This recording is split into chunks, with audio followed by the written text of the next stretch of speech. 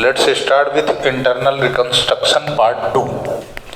कल हमने journal entry देखी थी, है ना। आज क्वेश्चंस, जो भी हमने जर्नल एंट्री की थी वही काम की हैं। दो चार यदि एक्स्ट्रा नई आती हैं तो उसको हम क्वेश्चन के दौरान सिचुएशन के हिसाब से समझ लेंगे, ठीक है। अच्छा चैप्टर है, एक क्वेश्चन इसका आता ही आता है एग्जाम में। अब हम क्वेश्चन की तरफ बढ़ते हैं और एक क्वेश्चन करते हैं। X limited had, question number 4, x limited had on 1 March 2013 4,000 equity share of ₹100 each. क्या बोला इन्होंने कि जो कंपनी है उसके पास इक्विटी शेयर कितने हैं? 40,000 इक्विटी शेयर है। 40,000 शेयर हैं eight the rate ₹100 each. Her share की कीमत है 100 रुपए, ठीक है। आगे इनका कहना है ₹80 पर शेयर कॉल्ड अप, यानी कि फेस वैल्यू कितनी है? शेयर की फेस वैल्यू कितनी है? फेस वैल्यू है ₹100 और कॉल्ड अप वैल्यू कितनी है? 80, ठीक है। अनकॉल्ड कितनी हो गई? अनकॉल्ड का मतलब है जो कंपनी ने मांगा नहीं। कंपनी का ये कहना है, मान लो कि ये एक शेयर है, ठीक है, ये शेयर है, इसकी कीमत है 100 रुपए, लेकिन आज कंपनी ने क्या बोला कि हमको यदि ये चाहिए तो 80 रुपए दे दो, 20 रुपए बाद में देखेंगे। जो बाद में देखेंगे वो क्या है? अनकॉल्ड, ठीक है।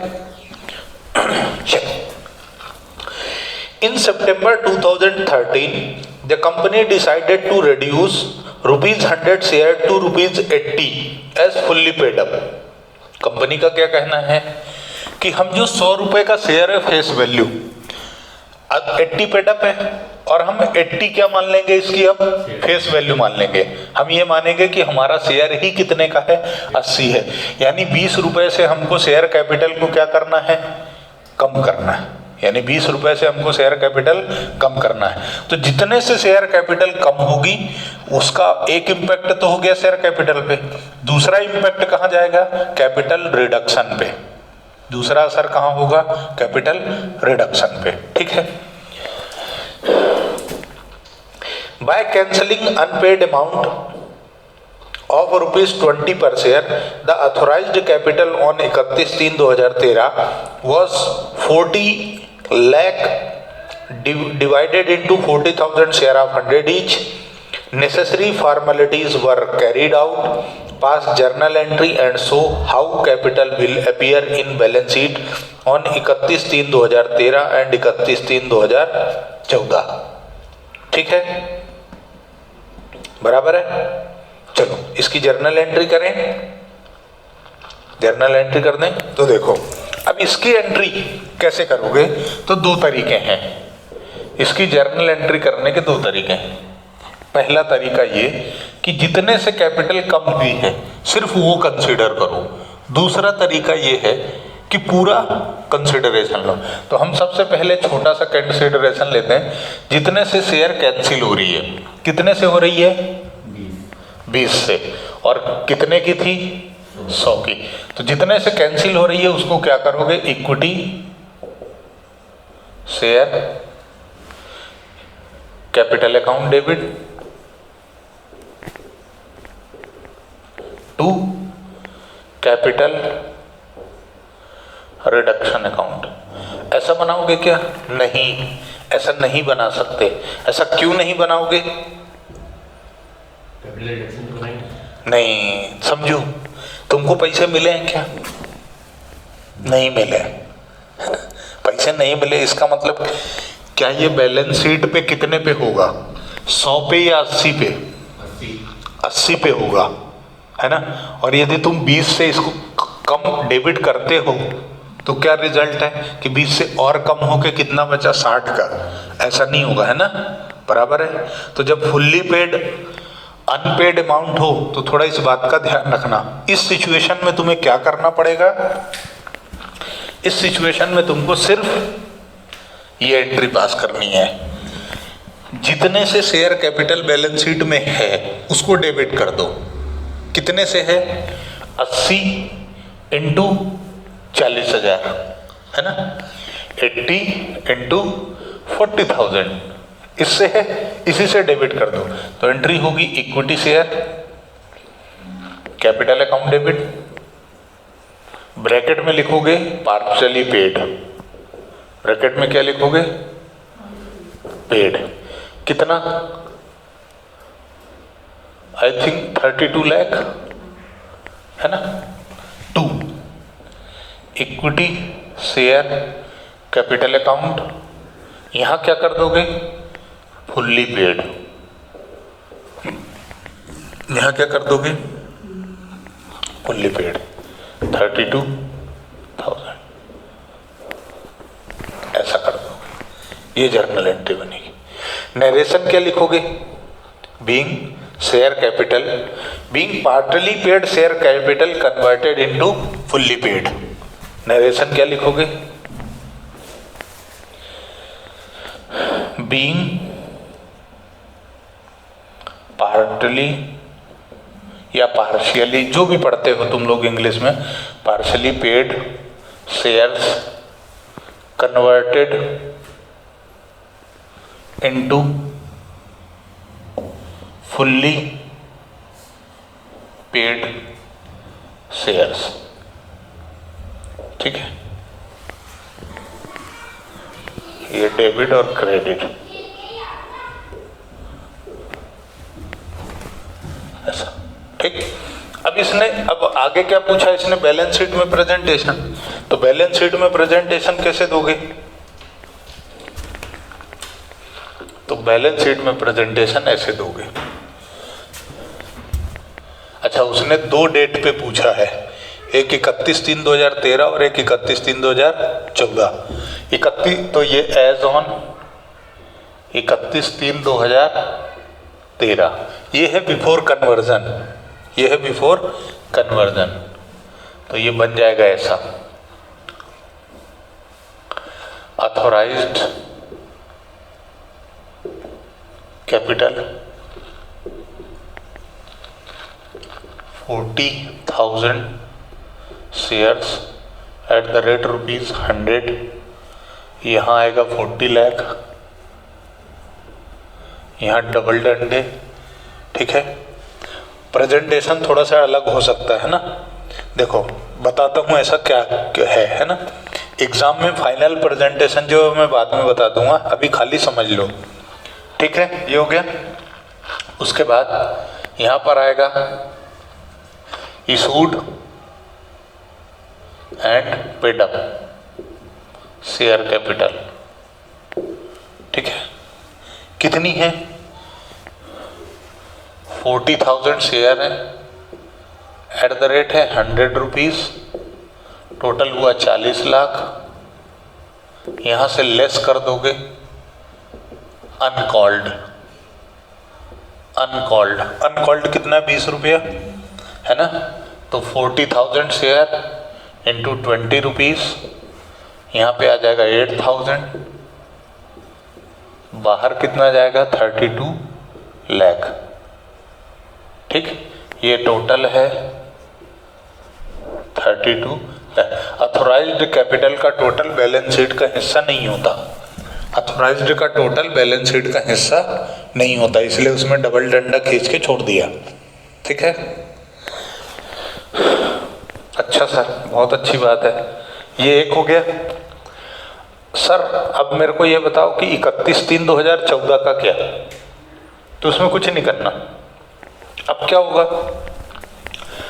कि यहाँ पे ये इतना स्क्रीनशॉट ले लेना, जिसको भी लेना है। ठीक है, समझ में तो आ गया ना। देखो अब क्या करोगे, यहाँ पे 14। ठीक, अब तुम्हारी अथोराइज्ड ही कितने की हो गई?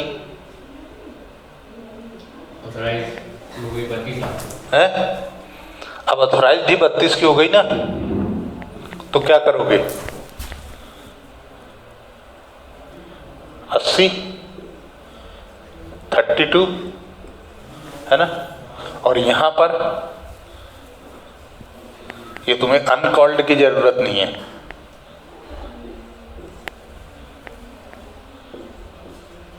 बस ये इतना से चेंज होगा और कुछ नहीं होगा। ठीक है, ये समझ में आ गया क्या? इसका जो प्रॉपर प्रेजेंटेशन होता है उसकी बात हम कर लेंगे, पर फंडा बना है ना? ठीक है ना? कोई समस्या? भाई 80 का मामला 100 का खत्म कर दो, जहां जहां 100 था वहां वहां क्या कर दो, 80 कर दो, बस काम खत्म।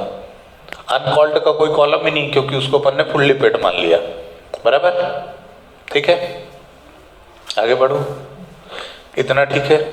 देखो अब क्या होता है कि जो कंपनी होती है ना, कंपनी का जब बैलेंस शीट बनता है तो कंपनी के बैलेंस शीट बनाते टाइम जिसको हम बोलते हैं financial statement, financial statement, statement of P&L, balance sheet, notes to accounts, तो कंपनीज एक्ट ने शेड्यूल दे रखा है और शेड्यूल के हिसाब से हमको बैलेंस शीट बनानी पड़ती है।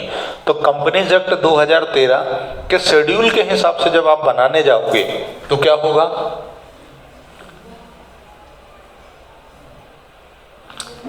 बैलेंस शीट बनेगी, लेकिन उससे पहले इसके नोट्स बनेंगे, नोट्स टू अकाउंट्स। तो ये जो प्रेजेंटेशन है ना, ये नोट्स टू अकाउंट्स में जाएगा और बैलेंस शीट में सिर्फ ये वाला डाटा आएगा, इशूड एंड पेड अप वाला 32 लाख वाला। ये पूरा एज इट इज कहाँ प्रेजेंट होगा, नोट्स टू अकाउंट्स में, और बैलेंस शीट में सिर्फ क्या जाएगा, ये वाला 32 लाख वाला। ठीक है, कैसे होगा वो हम आगे के क्वेश्चन में देख लेंगे। बराबर? इतना तुमको टेंशन लेने की जरूरत नहीं है, तुम्हारे एग्जाम में ऐसा भी लिख के आ जाओगे तो नंबर नहीं कटेंगे।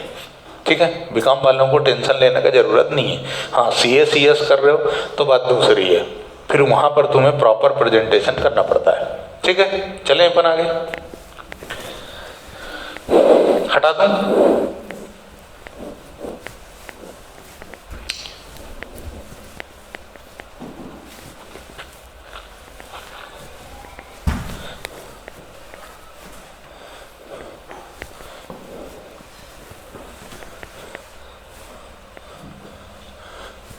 नेक्स्ट एक और क्वेश्चन,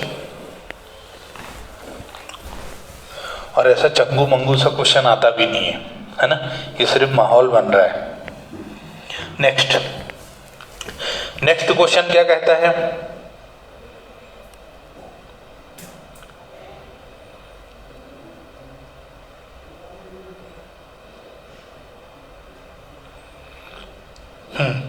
देखो, Y limited had ₹4 lakh author. अच्छा, एक चीज और है, कभी जब क्वेश्चन पढ़ो ना तो इस बात का बहुत अच्छे से ध्यान रखना कि जो शेयर कैपिटल गिवन है ना, ठीक है, इसमें शुरुआत रुपीस से हो रही है, मतलब जो भी नंबर लिखा है उसके साथ में रुपीस लगा है या नहीं।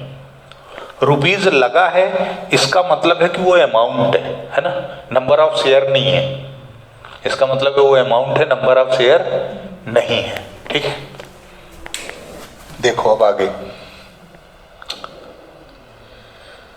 Y limited had 4 lakh, ₹4 lakh लिखा है, ₹4 lakh authorised capital divided into 40,000 shares of ₹100 each.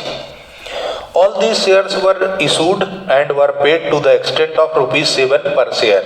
यानी पेड अप वैल्यू कितनी है, 10 का एक शेयर है, लेकिन उसकी पेड अप वैल्यू कितनी है, जैसे पिछले क्वेश्चन में 80 थी, इस क्वेश्चन में 7 रुपए है।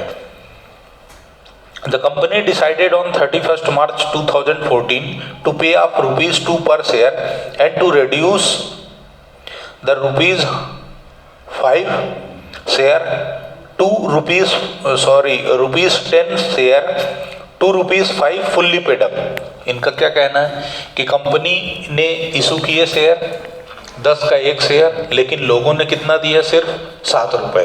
अब कंपनी ये चाहती है कि 2 रुपए वापस कर दिए जाए शेयर होल्डर को, 2 रुपए शेयर होल्डर को वापस कर दें और 5 रुपए का फुल्ली पेड अप शेयर मान लें। ठीक है, मतलब अथोराइज्ड को छेड़ने की जरूरत नहीं है, अथोराइज्ड को छेड़ने की जरूरत नहीं है। पर शेयर कितने का हो जाएगा, आप ₹5 का 10 की जगह। Fully paid up by cancelling unpaid amount, there was ₹1 lakh balance in the statement of P&L account credit. तुम्हारे पास प्रॉफिट है 1 लाख का, यानी तुम पेमेंट कर सकते हो, जो ₹2 का पेमेंट करना है वो। अब कैसे करोगे ये समझो, कैसे करोगे ये समझो। देखो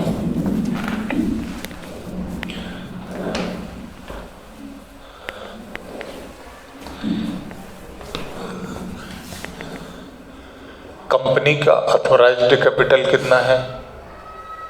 40,000 शेयर है, ₹10 का 1 शेयर है, यानी 4 लाख। ठीक है। पेड अप वैल्यू कितनी है? @7 है ना, यानी कि 40,000 इंटू 7 280 बराबर रुपीस। अभी अनपेड कितना है? ₹3 है। ठीक है। कंपनी रिटर्न कितना करना चाहती? Company wants to return, company return कितना करना चाहती है? ₹2, है ना, यानी कि देखा जाए तो 40,000 शेयर पर इंटू ₹2 ₹80,000 कंपनी रिटर्न करना चाहती। तो जब कंपनी पैसे वापस देगी तो एंट्री क्या होगी? Equity share capital account debit to share holder, पहले अमाउंट ड्यू होता है to share holder account. Narration लिखोगे being amount due to share holder. कितना शेयर पर? 40,000 शेयर पे कितने रुपए वापस करना है? ₹2, 80,000।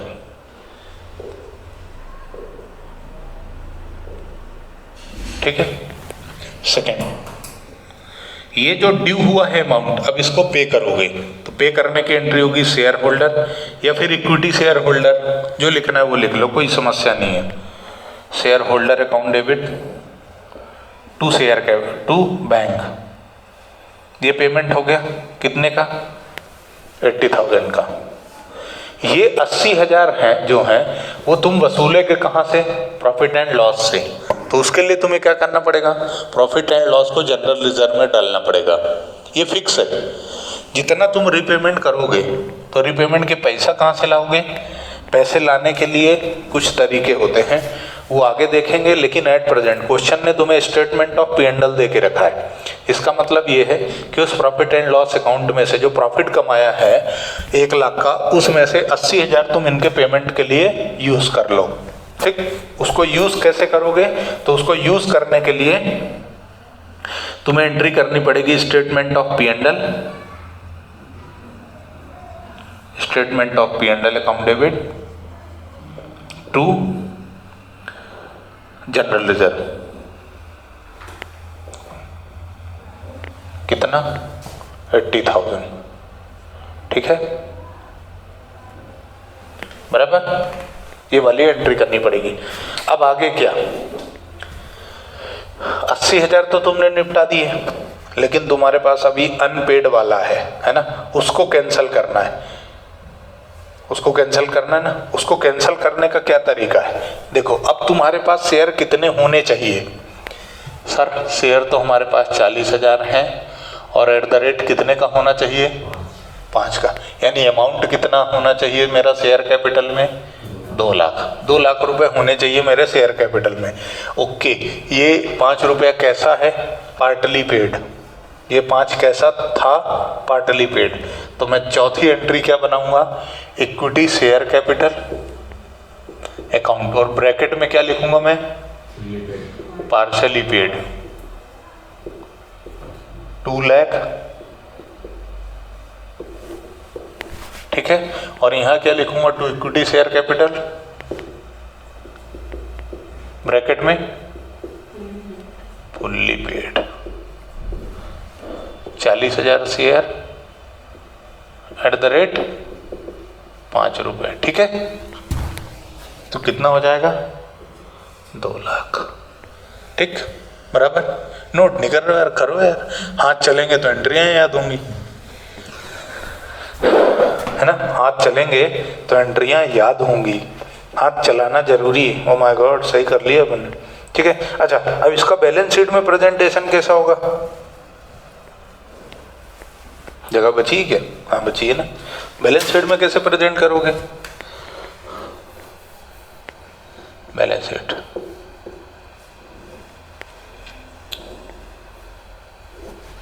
यहाँ पे लिख दोगे, क्या लिखोगे? Share capital, share capital authorised कितनी है? अथोराइज्ड कितनी है? 4 लाख है ना।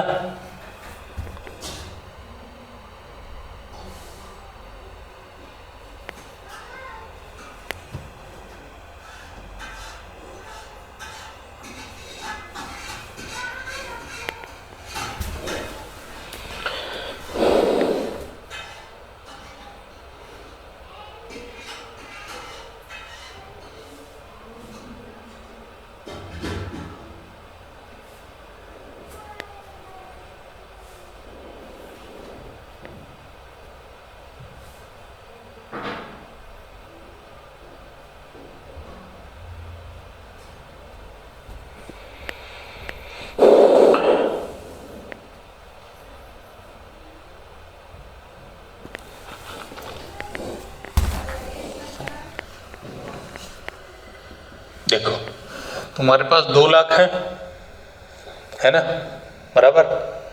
लेकिन तुम्हारे पास अथोराइज्ड कितना था? 4 लाख। तो ये जो 4 लाख है वो अब पहले एक शेयर 10 का था, अब कितने का हो गया? 5 का। तो नंबर ऑफ शेयर निकालने के लिए जो अथोराइज्ड कैपिटल है रुपीज है, उसको रुपीज से डिवाइड कर दो, फेस वैल्यू से। तो कितने शेयर आ जाएंगे?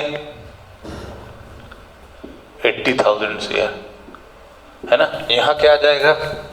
80,000 शेयर एट द रेट ₹5। तो तुम्हारी अथोराइज्ड कैपिटल चेंज नहीं होगी, ठीक है, बराबर। और इशूड भी यही हो जाएगी, इशूड भी यही हो जाएगी। कितनी? 80,000 share at the rate ₹5, 4 lakh.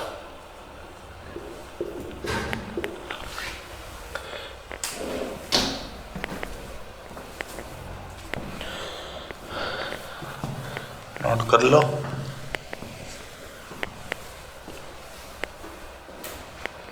ये तो थोड़ा सा हमने माहौल बनाया है। अब हम उस क्वेश्चन में आते हैं जो हमको एग्जाम में आएगा।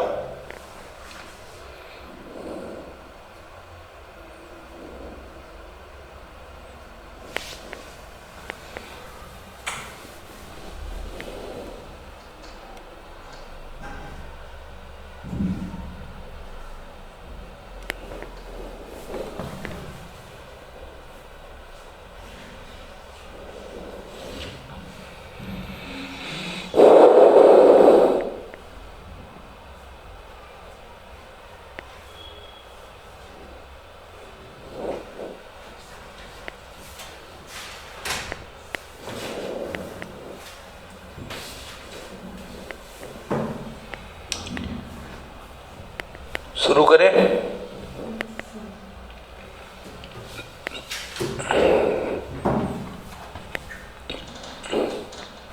इसको हटा देता हूं, तुम लोग नेक्स्ट क्वेश्चन पढ़ लो, 5th क्वेश्चन, क्योंकि उसमें बैलेंस शीट है और उसके नीचे एडजस्टमेंट है। पूरी बैलेंस शीट पढ़ लो, तब तक मैं ये रफ कर लेता हूं।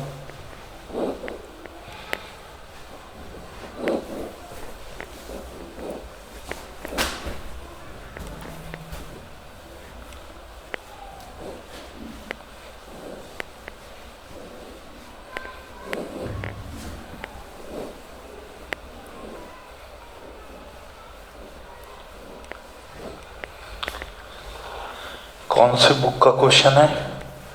बुक क्या है? साहित्य भवन पब्लिकेशन, SM शुक्ल, है ना।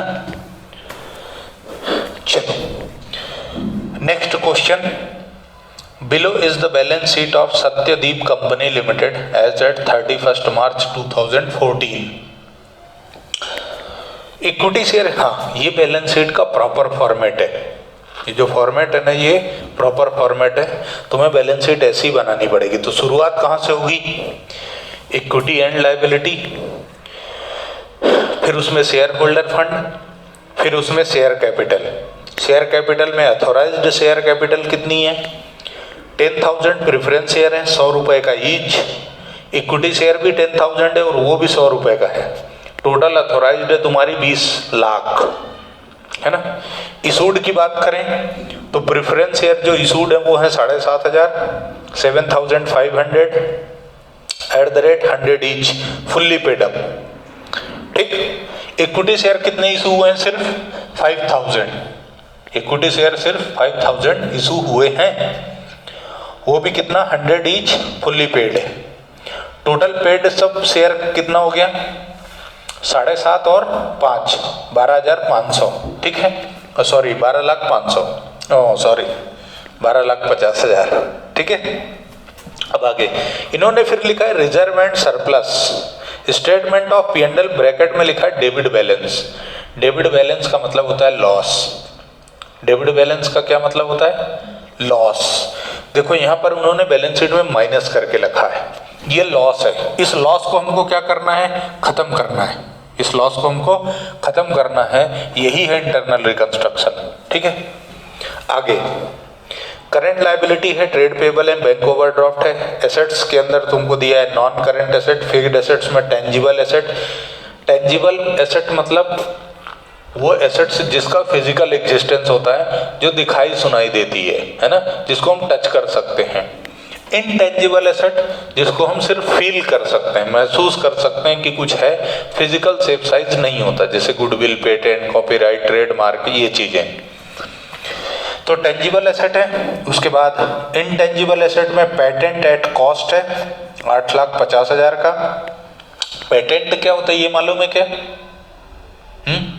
क्या होता है पेटेंट, हाँ क्या होता है, देखो कॉपीराइट भी एक राइट है, पेटेंट भी एक राइट है, लेकिन दोनों में डिफरेंस क्या है।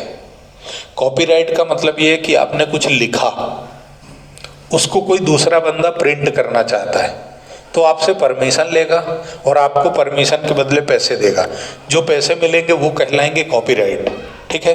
अच्छा, जितनी लिमिट दोगे आप कि भाई 100 किताबों से ज़्यादा नहीं छापना, तो 100 से ज़्यादा नहीं छापेगा। सबसे बेस्ट एग्जाम्पल बागबान बच्चन साहब, बागबान मूवी बनी है ना बच्चन साहब की, उसमें उनको पैसे मिलते हैं आखिरी में, चेक मिलता है ना, बराबर है ना। तो वो जो पैसा मिलता है वो कॉपीराइट है। पेटेंट का मतलब है कि आपने कुछ इन्वेंट किया है और उस पर गवर्नमेंट से राइट ले लिया कि इसका inventor, father of this invention me, है ना, मतलब मैं इसका फादर हूँ, इसको मैंने इन्वेंट किया है। चाहे आप कोई सॉफ्टवेयर डेवलप करो, चाहे आप कोई मशीन डेवलप करो, है ना, इस तरह से कोई भी डेवलपमेंट करने के बाद आप गवर्नमेंट को भेजते हो। जैसे अभी कोरोना में वैक्सीन जो तैयार हो रही है उसमें वो पेटेंट लेगी कि ये फार्मूला जो भी केमिकल मिक्स करके हमने बनाया है उस पर हमारा पेटेंट है, इस वैक्सीन के प्रोड्यूसर हम हैं, निर्माता निर्देशक, तो हमारी बिना परमिशन के इस फार्मूले का इस्तेमाल कोई दूसरा नहीं कर सकता, बराबर है, वो होता है पेटेंट। आगे बढ़ते हुए करंट एसेट है इन्वेंट्री मतलब stock, trade receivable, cash and bank, current asset.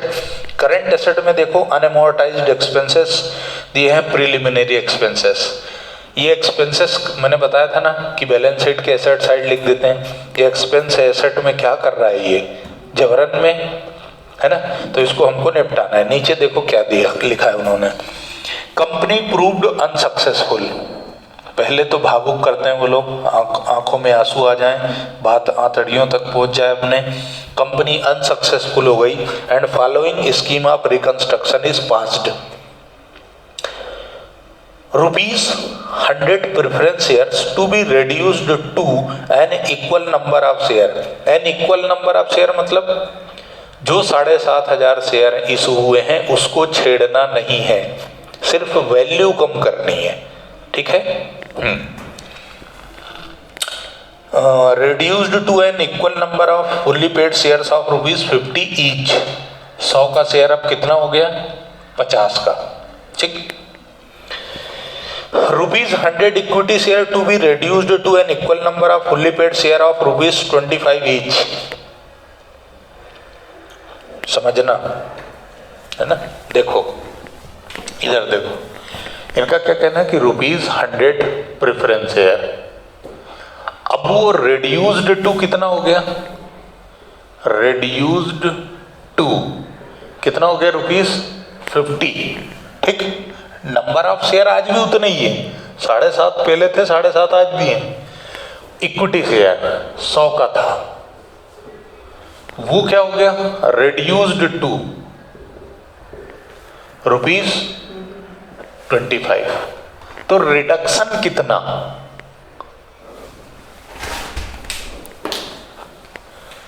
Reduction कितना है? ₹50। और यहां पर रिडक्शन कितना है? 75। अच्छा, ठीक है। कभी ये मैं कॉन्सेप्ट एक्सप्लेन कर रहा हूं, अब ट्विस्ट लेके आया। कभी ये यूं लिख देता कि ₹100 इक्विटी शेयर reduced टू की जगह लिख देता बाय 25, बाय ₹25 लिख देता, तो कैपिटल रिडक्शन कितने से होता? 25। ये ध्यान रखना, यदि वो 2 लिखेगा ना, 2 लिखेगा तो तुम जो यहां है और जो यहां है इनका क्या लोगे तुम? डिफरेंस, और वो क्या होगा? Capital reduction. लेकिन उसने बाय लिख दिया तो जो वैल्यू लिखी है वही कैपिटल रिडक्शन है। ठीक है, बाय लिख देगा तो तुम वही वैल्यू ले लोगे, लेकिन 2 लिखेगा तो हम डिफरेंस लेंगे। क्लियर है? ये सबसे इंपॉर्टेंट पॉइंट है कि यदि उसने 2 लिख दिया तो डिफरेंस लो, बाय लिखा है तो डायरेक्ट। ठीक, आगे चलें। सबसे ज्यादा इंपॉर्टेंट पूरे चैप्टर में यही है, बाकी तुम सब कर लोगे।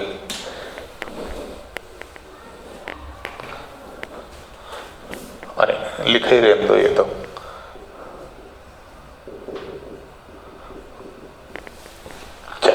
आगे पढ़ते हैं ना। That the amount thus rendered available for the reduction of asset is apportioned as follows। इन्होंने कहा कि ये जो तुमने रिडक्शन किया है इससे तुम्हारे कैपिटल रिडक्शन में कुछ अमाउंट आया, और वो अमाउंट तुम अपनी एसेट्स को राइट ऑफ करने के लिए यूज कर लोगे। कैसे करोगे? प्रिलिमिनरी एक्सपेंस पूरा निपटा दोगे 30,000। जो तुम्हारा P&L अकाउंट का लॉस है 1,15,000 का निपटा दोगे, पूरा फुल्ली खत्म कर दोगे उसको। ठीक है, उसके बाद and machinery trade receivable and the balance, देखो ओके थोड़ा सा छूट गया, to be written off entirely ₹30,800 of the leasehold premises. Leasehold premises balance sheet में देखोगे तो 1,30,800 रुपए की है, उसमें से तुमको 30,800 रुपए खत्म कर देना है, तो बचेगी कितने की? 1,00,000 की। 30,800 आप माइनस कर दोगे, रिमेनिंग अमाउंट बचेगा 1,00,000 लीज होल्ड प्रीमाइसेस का। उसके बाद 15,000 ऑफ इन्वेंट्रीज, यानी आपका जो इन्वेंट्री है, स्टॉक जो है 55,000 का, उसको आप 15,000 से क्या कर दोगे? कम कर दोगे। 20% of the plant and machinery trade receivables खत्म करोगे, यानी जो आपके पास प्लांट एंड मशीनरी 42,200 की है उसको 20% से कम कर दोगे। आपके पास जो ट्रेड रिसीवेबल्स यानी डेटर्स जो हैं 76,500 के, उसमें से आप कितना कम कर देंगे? 20%। अभी भी यदि कैपिटल रिडक्शन का अमाउंट बचा है, अभी भी यदि कैपिटल रिडक्शन का अमाउंट बचा है तो वो कहाँ यूज करोगे? पेटेंट को राइट ऑफ करने में। ऐसा आखिरी में लिखा है उन्होंने, ठीक है। And the balance available to be written off patent, ठीक है। Pass the necessary journal entry and prepare balance sheet after reduction, ठीक है। शुरू करें। देखो सब समझ में आया। देखो अब अपने को जर्नल एंट्री बनानी है, तो अब तुम लोगों को ये समझ में आ गया होगा, तो मैं यहां से माइनस हटाई दे रहा हूं।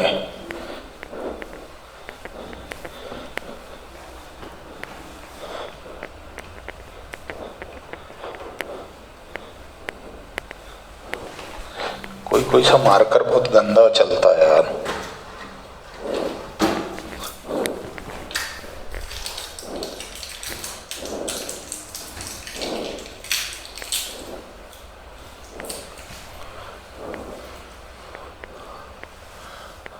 देखो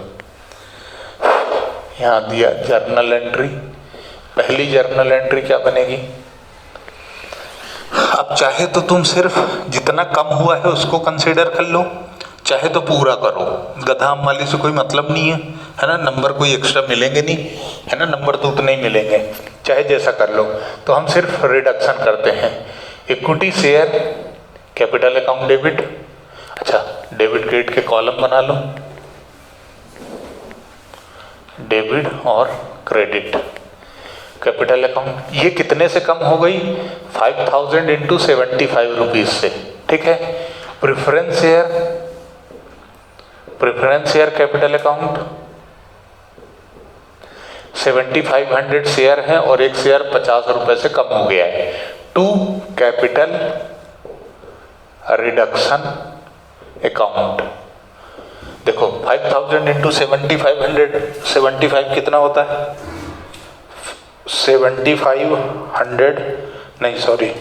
5000 इंटू 75 3,75,000। अच्छा इसका भी वही आएगा 3,75,000। टोटल कितना होगा? 7,50,000। तुम चाहो तो इस एंट्री को इस तरीके से पास कर सकते हो। कैसे? ऐसे बता ही दे रहा हूं मैं, तो अभी समझा रहा हूं। तुम्हारी एग्जाम में जो इच्छा होगी वो कर लेना, ठीक है। और अथवा यानी अल्टरनेटिवली तुम ये एंट्री कैसे कर सकते हो कि जो तुम्हारी इक्विटी शेयर कैपिटल पहले से है, equity share capital account, preference share capital account,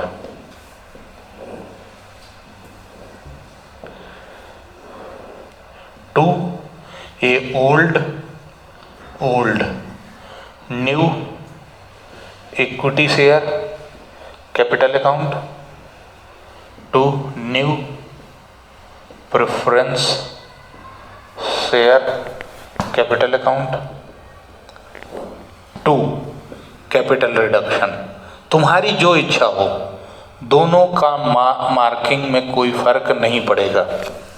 पहले से तुम्हारे इक्विटी शेयर है 5000 के, एक शेयर है 100 रुपए का, तुम्हारे प्रेफरेंस शेयर है 7,500 और एक शेयर है 100 रुपए का, ठीक है।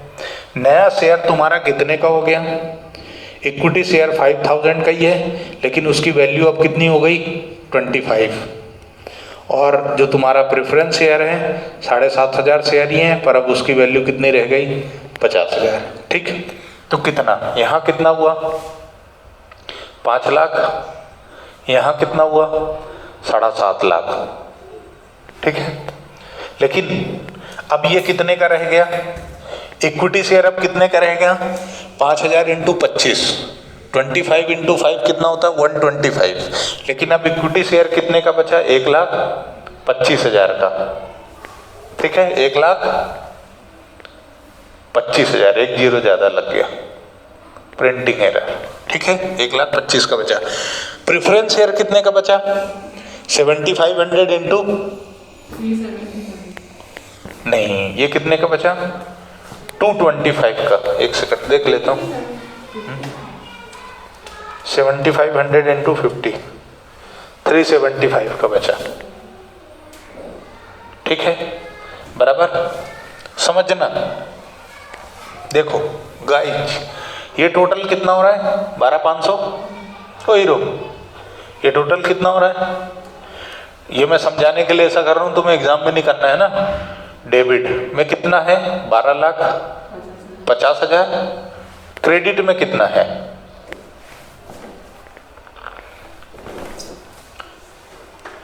+125 5 लाख है ना। बैल कम है, जबकि तुमने बचपन से क्या पढ़ा है कि डेबिट और क्रेडिट बराबर होना चाहिए, है क्या? नहीं। तो जो बैलेंस बचता है वो कहाँ डाल दोगे तुम? कैपिटल रिडक्शन में 7,500। ठीक है, ये जो 7.5 लाख है डेबिट और क्रेडिट इक्वल कर दिया इसने। और तुम ये प्रेजेंटेशन चाहे कर लो चाहे ये कर लो। हाँ सर बहुत अच्छी बात है यार सर, आपकी मजा आया, लेकिन ऐसा गधा माली क्यों कर पाया? जब 3 चीजें लिखने में काम हो रहा था तो 3 और 2 5 चीजें क्यों लिखवा रहे हो, है ना? तो समझो, यदि तुम ऐसा करोगे ना तो तुम्हें बैलेंस शीट बनाने में कैलकुलेशन नहीं करना पड़ेगा। क्यों? क्योंकि तुम्हें बैलेंस शीट में शेयर कैपिटल तो लिखना ही है, तो तुम ये वाला अमाउंट उठा के बैलेंस शीट में लिख दोगे, नहीं तो फिर कैलकुलेट करना पड़ेगा। तुम्हारी इच्छा, जैसा तुमको अच्छा लगे वैसा कर सकते हो, इक्वली वैलिड है, कोई समस्या नहीं है। ठीक है,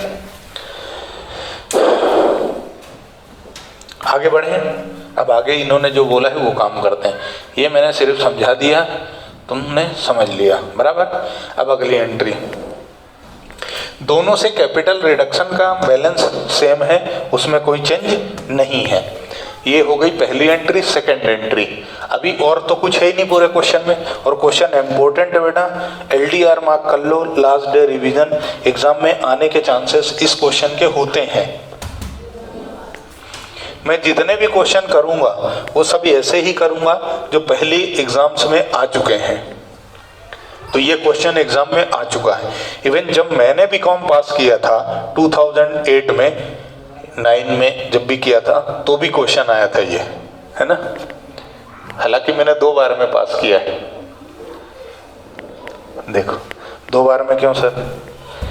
मेरे को 1 बार में मजा नहीं आया। मैंने कहा मैं 1 बार और पढ़ूंगा, मेरे को इतना अच्छा लगा। चलो आगे क्या बोल रहे हैं वो, ये जो कैपिटल रिडक्शन डेबिट में क्रेडिट है, अब उसको डेबिट कर दोगे तो कैपिटल और रिडक्शन अकाउंट डेबिट कितने से? जितना है यहाँ है 7,50,000, 7.5 लाख 2। अब इसने क्या बोला, क्वेश्चन ने क्या बोला कि हम प्लांट एंड P&L अकाउंट निपटा देंगे और क्या प्रिलिमिनरी एक्सपेंस। सबसे पहले आपको लॉसेस खत्म करने हैं। सबसे पहले काम क्या करना है? लॉसेस खत्म करने हैं। तो तुम यहां लिखोगे two statement of P&L account, कितना है 1,15,000। उसके बाद 2 तुम्हारा preliminary expense, preliminary expense account कितना 30, ये निपट गया। उसके बाद 2 लीज होल्ड लैंड कितने का है 30,800। उसके बाद 2, उसके बाद क्या है इन्वेंट्री। इन्वेंट्री कितने से निपटाना है 15,000 से। उसके बाद 2 प्लांट एंड मशीनरी कितने की है 42,200 इंटू 20%, है ना। 42,500 की है, सॉरी 42,200 की है, और उसका 20% खत्म करना है। 20% ऑफ प्लांट एंड मशीनरी निकालो। 42,200 है 8,440। Are you sure? अच्छा वहां देख लिए क्या? हाँ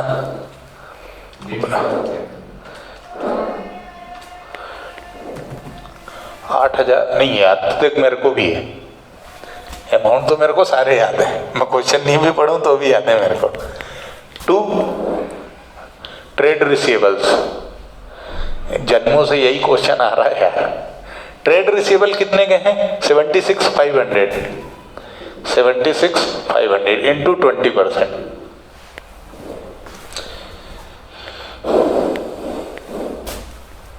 15,300। देख मैंने मेरी याददाश्त का इस्तेमाल किया, देखते हैं। सही है, ठीक है। उसके बाद 2 सब हो गया, उसने जो जो बोला था सब लिख लिया। अब क्या बोला उसने, यदि कुछ बच जाए तो पेटेंट है पाप धोने के लिए।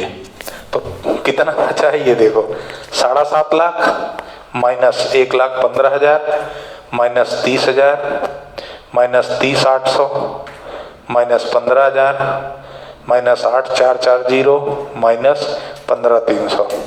अभी भी बचा है 5,35,460 बचे हैं।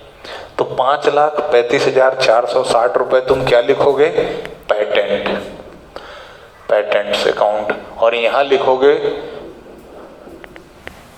बैलेंसिंग फिगर कितना, 5,35,460। ठीक, ये खत्म हो गया। अभी भी क्वेश्चन कंप्लीट नहीं हुआ क्योंकि अभी इसमें बैलेंस शीट बनाना है, ठीक है। ये वाली एंट्री लिख ली होगी, मैं ऐसा मानता हूं, तो इसको मैं खत्म कर देता हूं बैलेंस शीट के लिए। हाँ, एक मौका दे दिया, कोई ऑनलाइन देख रहा तो स्क्रीनशॉट ले ले, काम खत्म। चलो इसको खत्म करके बैलेंस शीट बनाएंगे। मेरे हिसाब से अब यदि तुम ट्राई करोगे ना, एक लेक्चर और लगेगा। कल के लेक्चर में हम इसको निपटा देंगे, इस चैप्टर को, मतलब अब बैलेंस शीट बनानी है। बैलेंस शीट, बैलेंस शीट के ब्रैकेट में लिखोगे एंड रिड्यूस्ड, लिखना मत भूलना एग्जाम में, है ना। और बैलेंस शीट पूरा प्रॉपर फॉर्मेट में, अमाउंट पर्टिकुलर, पहला इक्विटी एंड लायबिलिटी, फिर 1 नंबर शेयर होल्डर फंड, ठीक है। फिर इसमें ए शेयर कैपिटल, शेयर कैपिटल क्या है, इक्विटी शेयर कैपिटल कितने, 5,000 शेयर है, एट द रेट एक शेयर कितने का है, 25 का, 1,25,000। Preference share capital 7,500 eight the rate ₹50, 3,75,000, ठीक है। इसके अलावा तो कुछ बचा ही नहीं है, पिंडल अपन निपटा चुके हैं। फिर क्या बचा, ये हो गया रिजर्व एंड सरप्लस, खत्म हो गया। क्या बचा, करंट लायबिलिटी, हेडिंग दोगे second, current liability. Current liability में क्या क्या है, ट्रेड पेबल और bank OD. Trade payable, bank overdraft. Trade payable कितना है, 30,000 और 20,000, 30,000 और 20,000 टोटल, जो भी होगा देख लेंगे, 5,30,000 है शायद। उसके बाद है सेकंड हेडिंग, पेज चेंज कर देता हूं। सेकंड हेडिंग क्या आएगी, एसेट। एसेट, एसेट में क्या, टेंजिबल, मतलब फिक्स्ड एसेट।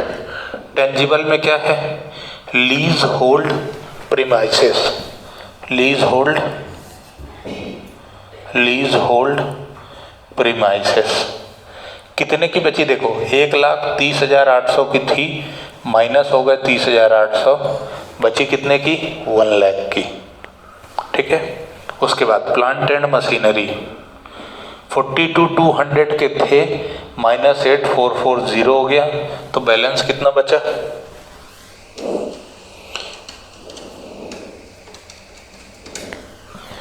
3,3760, ठीक है। उसके बाद इंटेंजिबल एसेट, इंटेंजिबल, इंटेंजिबल में क्या है, पेटेंट्स। पेटेंट्स कितने के थे, पेटेंट थे 8.5 लाख के, 8,50,000 के पेटेंट थे, माइनस कितने हो गए, 5,35,460। 8,50,000 का पेटेंट था, माइनस 5,35,460, बचा कितना, 3,14,540, 3,14,540 का बचा। ठीक, उसके बाद करेंट एसेट, जगह नहीं बची मेरे पास, करेंट एसेट। ठीक है, अब ये मैं छोटा सा लिख दूंगा, तुम लोग एडजस्ट कर लेना प्लीज। इन्वेंट्री, इन्वेंट्री, अब मैं फिर कलर चेंज कर देता हूं ताकि दिखता रहे। इन्वेंट्री, इन्वेंट्री तुम्हारी कितने की थी, 55 की, 55 की थी, 15 कम हो गए, बचे 60 की। ठीक है, नहीं सॉरी 40 की बची। उसके बाद क्या है, ट्रेड रिसीवेबल। ट्रेड रिसीवेबल तुम्हारे 76,500 के थे, माइनस हो गए 15,300, तो कितने के बचे, 76,500 माइनस 20% कर दिए तो 76,500, बचा कितना, 61200। ठीक है, उसके बाद तुम्हारा क्या है, cash and bank. Cash and bank कितना है, 500, इससे कोई छेड़खानी नहीं, बराबर। कैश और बैंक दोनों का टोटल देखोगे तो 5 लाख मैच कर जाएगा। मेरे पास नीचे स्पेस नहीं है इसलिए मैं लिख नहीं रहा हूं। ठीक, अच्छा सर, जितनी चीजें जर्नल एंट्री में कम कर दोगे पुरानी बैलेंस शीट में से, उतना अमाउंट उस आइटम से कम करके नई बैलेंस शीट बना देना है बस। इसके 10 नंबर 20 नंबर जितने में भी क्वेश्चन आएगा फिक्स है, आएगा ही आएगा। इंटरनल रिकंस्ट्रक्शन का एक क्वेश्चन एग्जाम में फिक्स है, आना ही आना है। ठीक है, और सबसे आसान है। अभी हम 2-4 क्वेश्चन और करेंगे, तुमको भी समझ में आएगा कि हाँ सर आसान है। ठीक है, खत्म कर दूं, आज का लेक्चर बहुत है, धन्यवाद।